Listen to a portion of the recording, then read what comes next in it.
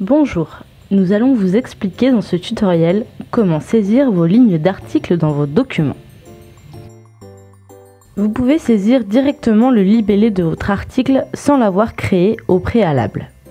Il est possible d'utiliser plusieurs lignes pour votre article. Votre article saisi sera enregistré si vous le souhaitez en fin de document. Vous pouvez ensuite ajouter une nouvelle ligne en cliquant sur le bouton « Ligne article ».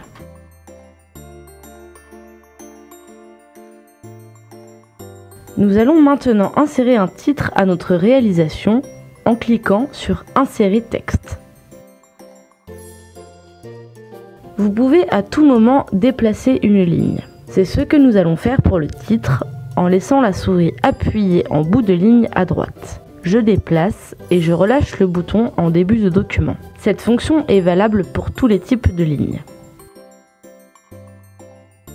Le bloc texte est utile lorsque vous avez besoin d'apporter des informations plus importantes et pour lesquelles vous pourriez avoir besoin de toute la largeur du tableau. Il est aussi possible, dans ClickFacture, de coller un texte précédemment copié dans un document hors de ClickFacture. Le catalogue article est disponible en cliquant sur cette icône. Si bien entendu vous n'avez pas encore d'article, aucun élément ne sera affiché dans la console à droite.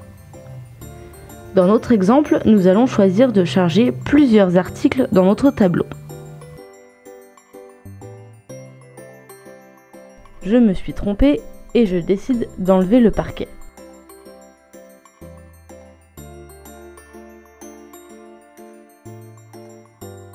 Je rajoute un titre.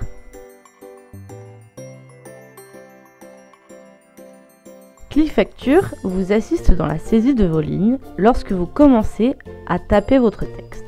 Des propositions provenant du catalogue vous sont alors suggérées. Je choisis peinture mur et automatiquement l'article est chargé.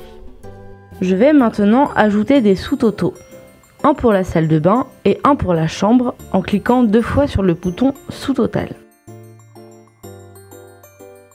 Je n'ai plus qu'à déplacer les sous-totaux au bon endroit. ClickFacture se charge des additions. Pour bien séparer les réalisations, j'insère une ligne de séparation pour que la présentation soit plus claire pour votre client. Et voilà, mon document est prêt et je n'ai plus qu'à le fermer pour l'envoyer à mon client. C'est la fin de ce tutoriel, nous vous remercions de votre attention et vous souhaitons une bonne facturation.